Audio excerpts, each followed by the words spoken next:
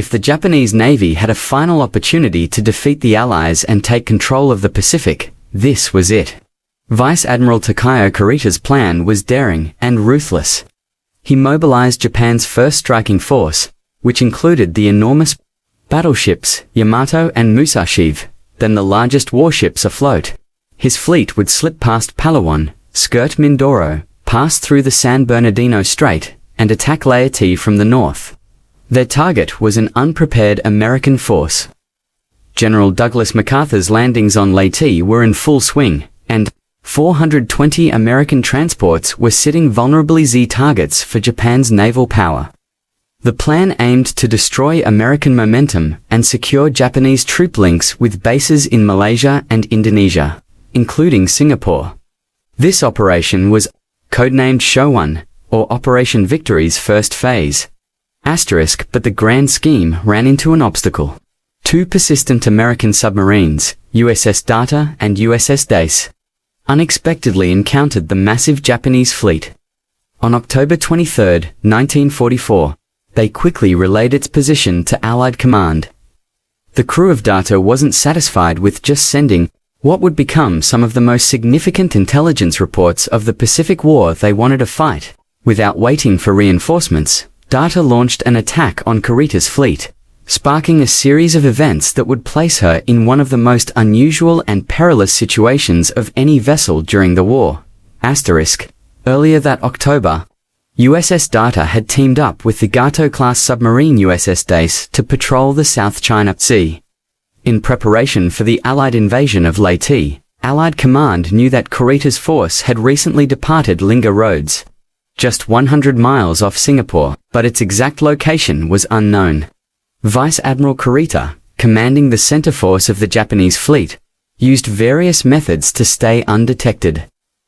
One tactic was strict radio silence to avoid Allied signal interception. The fleet also navigated through the narrow and complicated Philippine Straits, using the area's geography to hide its movement. At times, the ships dispersed, making it more difficult for Allied forces to track them.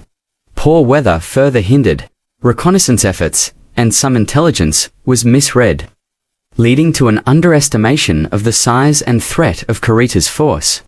These issues created serious blind spots for Allied commanders. Still, they recognized the danger. If Kurita reached the landing areas undetected, the damage could be catastrophic. Just after midnight on October 23, a large radar signal appeared on Dace's scope. At first, the crew assumed it was a weather disturbance near the southern entrance of the Palawan Passage, close to the Philippine Islands. But they soon realized it was something far more significant. Captain Bladen D. Clagett, on the Dace, ordered an immediate course change, and both submarines raced toward the enemy at top speed.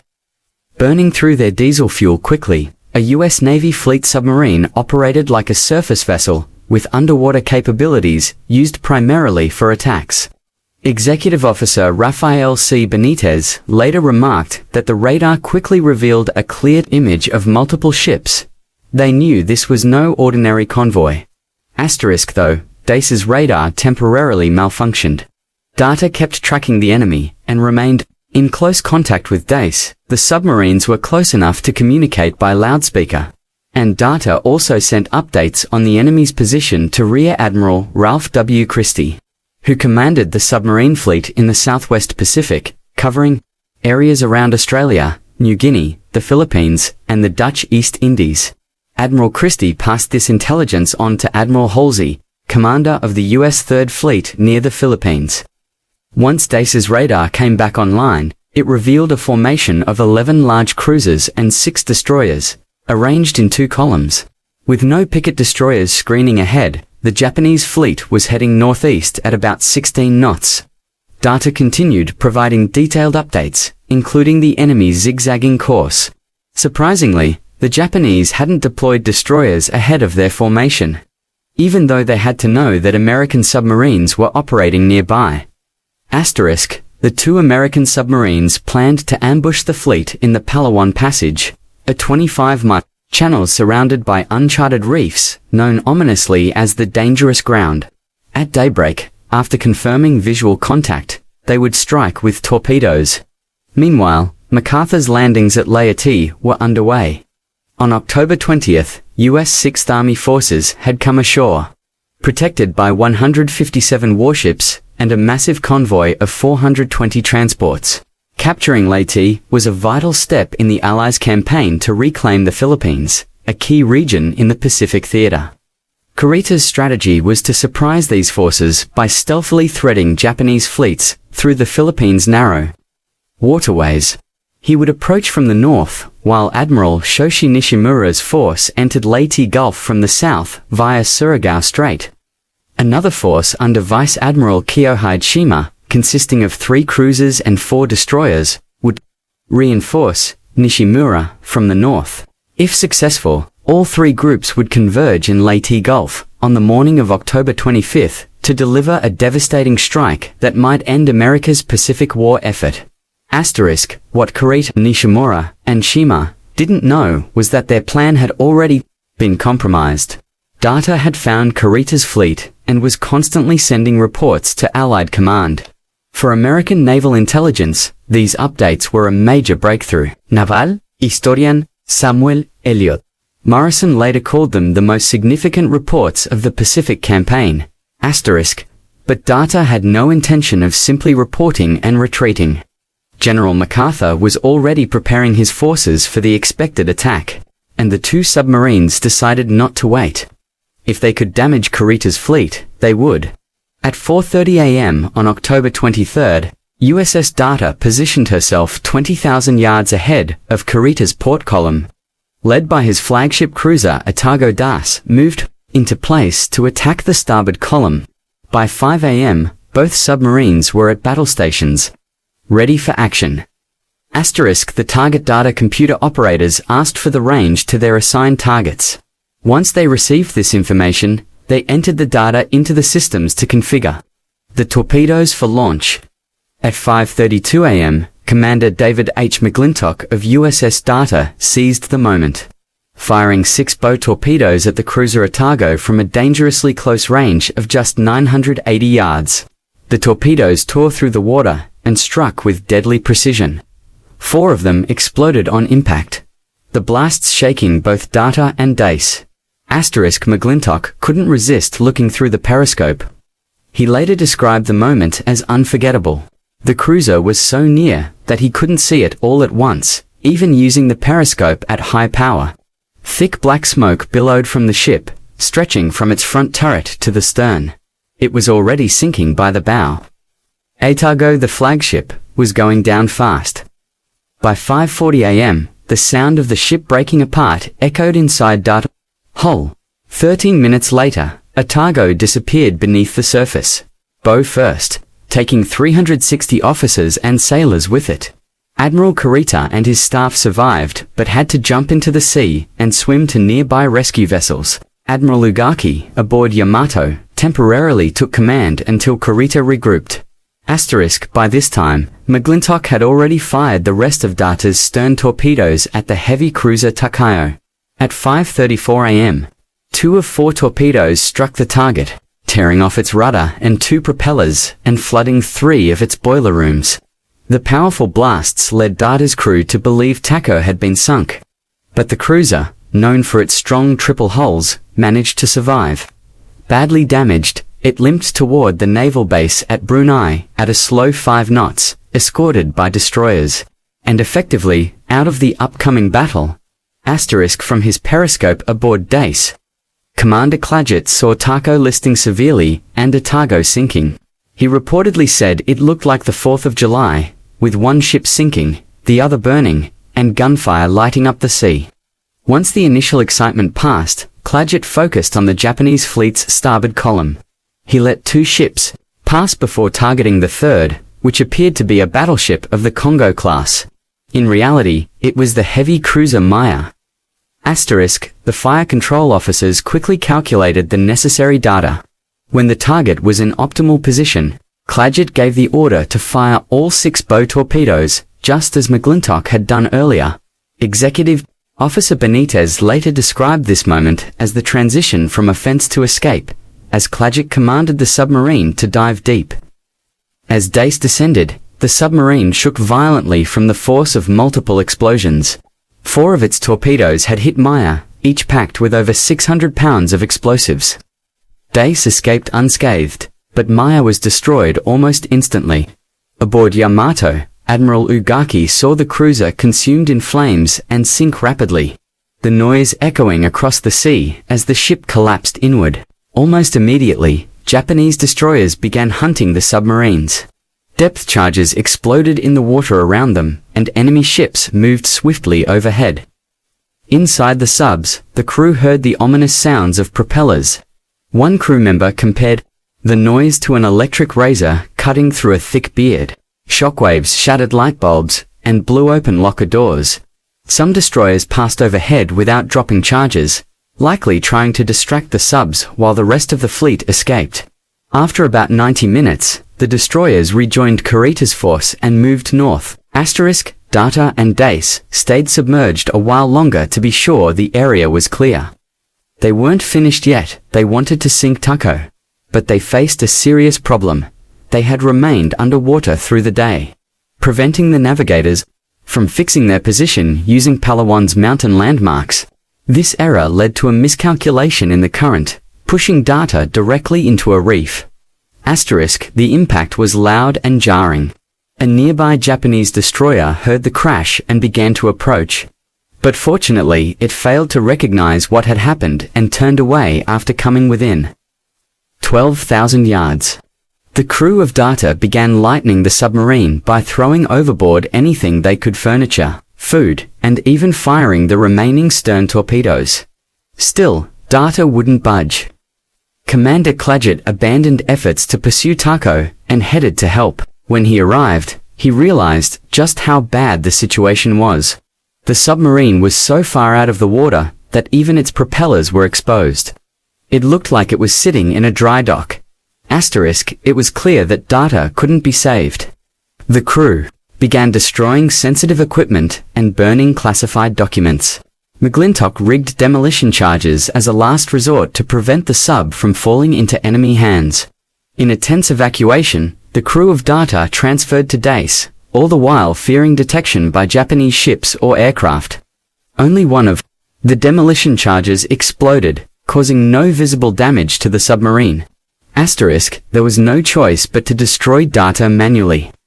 Dace launched her last 4 torpedoes at the grounded sub, but they all missed. The reef had lifted Data too high. With no other means left, the crew climbed onto the deck and began firing the main guns, blasting the submarine piece by piece. 26 men fired until they ran out of ammunition. The vessel was damaged, but still intact. Suddenly, the radar operator shouted a warning: an enemy aircraft was just 6 miles away. Claggett immediately ordered the crew below deck. With only one hatch open, about 2 feet wide, the men scrambled to get inside as Dace prepared to dive. Some climbed in safely, others dove in headfirst or landed in heaps, but everyone made it below before the sub submerged. The hatch was sealed, despite injuries to hands and legs. Miraculously, no one was lost, neither from Data nor Dace during the battle or the evacuation. The enemy plane, unaware that Data had been abandoned, concentrated its fire on the wreck, buying Dace just enough time to escape. After 11 days in cramped conditions aboard the submarine, the 155 rescued men reached port safely. Every one of them survived, bringing home a story they would never forget. Thanks to Data's crucial intelligence and daring attack, Admiral Kurita sailed into a waiting and prepared Allied Force One that would go on to defeat his fleet. The operators of the target data computer requested the range to their assigned targets. Once they received this information, they input the data to configure the torpedoes for launch. At 5:32 a.m., Commander McClintock of USS Data acted decisively, firing 6 bow torpedoes at the cruiser Otago from a dangerously close distance of only 980 yards. The torpedoes cut through the water and struck with lethal precision. 4 of them exploded on contact, the force of the blasts resonating through both Data and Dace. Unable to resist, McClintock looked through the periscope and saw the aftermath. He later described the sight as unforgettable. The cruiser was so close that he couldn't view the entire ship at once, even with the periscope at high power. It was a massive structure engulfed in thick black smoke, stretching from the front turret to the stern. The ship was already sinking by the bow. Otago, the flagship, was going down quickly. By 5:40 a.m., the sound of its hull breaking apart echoed inside Data. 13 minutes later, Otago vanished beneath the surface, bow first, taking 360 crew members with it. Admiral Kurita and his staff survived, jumping into the sea and swimming to nearby rescue vessels, until Kurita could resume command. Admiral Ugaki aboard the battleship Yamato took temporary control of the fleet. Meanwhile, McClintock had already launched Data's remaining stern torpedoes at the heavy cruiser Takao. At 5:34 a.m., 2 of the 4 torpedoes hit their mark, destroying the rudder, 2 propellers, and flooding 3 boiler rooms. The crew of Data initially believed the cruiser had sunk. However, Tako, part of a class of ships known for their strong triple hulls, managed to survive. Severely damaged, it moved toward the naval base at Brunei, accompanied by destroyers, at just 5 knots. Although still afloat, it was effectively out of the coming battle. From aboard Dace, Commander Claggett watched through the periscope as Tako listed and Atago sank. He described the scene as chaotic and spectacular, with one ship sinking, another on fire, and gunfire lighting up the sea. He soon turned his attention to the Japanese fleet's starboard column. Letting the first 2 ships pass, he locked onto the third, which he assumed was a battleship of the Congo class. In reality, the ship was the heavy cruiser Maya. The fire control officers quickly calculated the necessary data. Once the target was in the right position, Claggett gave the order to fire 6 bow torpedoes, replicating the earlier attack by McClintock. As soon as the torpedoes were released, the crew began preparations to dive. The order was given to take the submarine deep. As Dace submerged, it was shaken by massive underwater blasts. 4 torpedoes had struck Maya, each loaded with over 600 pounds of explosives.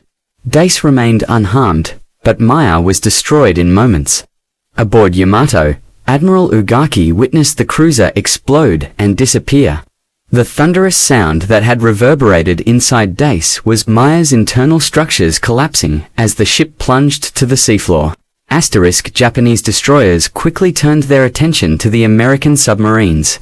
Depth charges exploded around them while enemy ships crisscrossed the area above. One crew member likened the noise of destroyer propellers to an electric razor cutting through thick stubble. The shockwaves from the blasts shattered light bulbs, blew open lockers, and rocked the submarines. Some destroyers passed overhead without dropping charges, likely to distract the subs while the rest of the Japanese fleet escaped. After about 90 minutes, the destroyers regrouped with Kurita's force and moved north. The American submarines stayed submerged a little longer to make sure the destroyers were gone. Their mission wasn't over. They intended to finish off Takao, however. Being submerged during daylight meant they couldn't fix their position using Palawan's mountain landmarks. This led to a navigation error, and Data was pushed directly into a reef. The impact was loud and jarring. A Japanese destroyer heard the noise and started to approach, but it failed to identify the source and eventually turned away after coming within 12,000 yards. The crew of Data did everything they could to lighten the vessel, throwing overboard furniture, food, and even firing off remaining torpedoes. Still, Data remained stuck. Claggett abandoned his pursuit of Tako and moved to assist. When he arrived, the extent of the damage became clear. The submarine was so far out of the water that even the propellers were exposed. It looked as if it had been placed in dry dock. There was no hope of saving the submarine. The crew began destroying sensitive equipment and burning confidential documents. McClintock set demolition charges to ensure the vessel wouldn't fall into enemy hands. In a tense transfer, the entire crew of Data moved to Dace, worried every second about being discovered by enemy forces. One of the demolition charges detonated, but it caused no visible damage. Dace attempted to destroy Data by launching its final 4 torpedoes. but all of them missed due to the grounded submarine's high position on the reef. With torpedoes spent, the crew climbed onto the deck and began using Dace's main guns to damage Dart. 26 men fired repeatedly until their ammunition ran out. They managed to cause significant damage, but the submarine was still intact. Then, the radar operator reported an approaching aircraft 6 miles away. Claggett ordered everyone below deck immediately. Only one hatch was open, barely 2 feet wide, and the crew scrambled to get inside. Some dove headfirst, others tumbled down. Just before the submarine submerged, the last man sealed the hatch. Despite some injuries, every sailor made it inside safely. Not a single life was lost from either submarine during the battle or the rescue. The Japanese plane, unaware that data had been abandoned, focused its fire on the wreck, allowing Dace just enough time to slip away undetected. After 11 days, the crew 155 men arrived safely at port. All survived and returned with an extraordinary story. Thanks in part to Data's early reports and aggressive attack, Admiral Kurita sailed directly into a well-prepared Allied force that would go on to defeat his fleet.